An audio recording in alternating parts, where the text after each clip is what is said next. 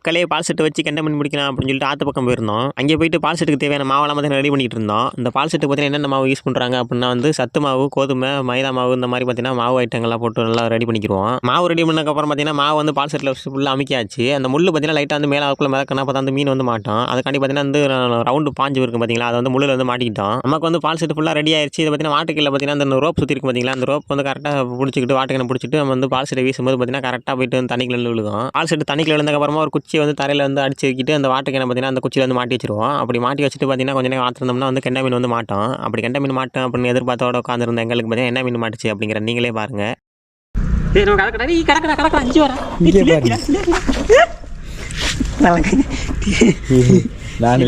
நண்பர்களே, நமக்கு பார்த்தீங்கன்னா பால் செட்டில் சிலேபி மாட்டி எங்கே மாட்டிட்டு பார்த்தியா இல்லையா? இங்கே பாரு, வாயா பாரு, வாய்க்குள்ளே போகலை, அதாவது மூக்குக்கு மேலே மாட்டிருந்ததுக்கு இங்கே பாருங்க. அது நல்ல லாக்கு. மண்டையில் அதுவும் போய் மண்டை லாக்காக இருக்காரு. இங்கே பாருங்க, இங்கே லாக்காக இருக்கு, தெரியுதா? வாயில் விட போகல, பை இருக்கா.